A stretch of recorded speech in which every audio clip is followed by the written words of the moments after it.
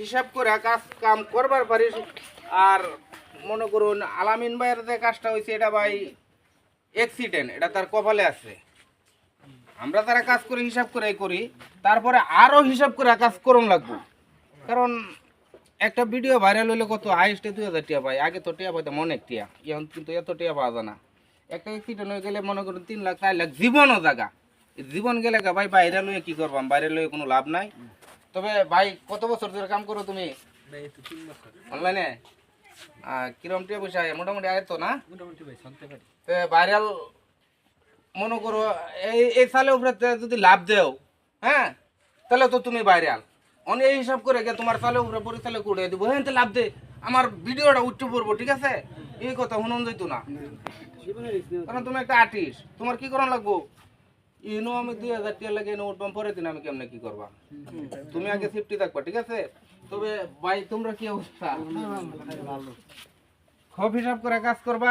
শহীদুল ভাই আছে অনেক দিন আমার লগে, শহীদুল ভাই কিন্তু কাজ করতেছে অনলাইনে। তবে শহীদুল ভাই কিছু কথা কইবো, আমরা সবাই শুনি।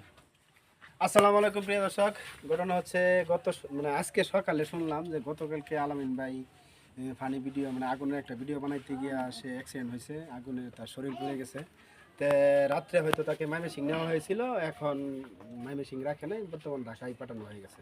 তা আমি এটাই বলতে চাই, আমরা যারা ভিডিও কন্টেন্ট ক্রিয়েটর আছে তারা যেন এরকম বড় রিস্ক না নিয়ে, আগুন দেওয়া বা পেট্রোল দেওয়া এরকম মারাত্মক রিস্ক না নিয়ে যেন ভিডিও না বানায় আর কি।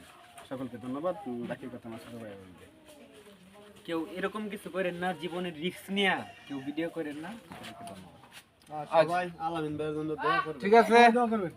আমাদের দোয়া করবেন আর কি আলামিন ভাইয়ের জন্য। আমাদের দুবারা থানার মনে কিছু লোক আছে, কই এই লোকটা নাই? সোহেল ভাই ও সোহেল ভাই কিছু কথা কইবার কি? তো আলামিন ভাইয়ের যে ঘটনাটা ঘটছে এটা আসলে একটা দুঃখজনক বিষয় আমাদের, কারণ আমরা যারা কন্টেন্ট তৈরি করি তারা কিন্তু অনেকে আছি যে রিস্ক নিয়ে ভিডিও তৈরি করি। তো রিস্ক নিয়ে ভিডিও তৈরি করেন, ঠিক আছে, কিন্তু এত রিস্ক নিয়ে না যে আলামিন ভাইয়ের মতো আপনাদের সাথে এরকম হয়। তো আলামিন ভাইয়ের জন্য আমরা সবাই দোয়া করবো যেন উনি তাড়াতাড়ি সুস্থ হয়ে যায়। আর এরকম সতর্কভাবে এরকম বিতর্ক যে খুব কঠিন ভিডিও আমরা তৈরি করব না। তো এই পর্যন্তই, আসসালামু আলাইকুম।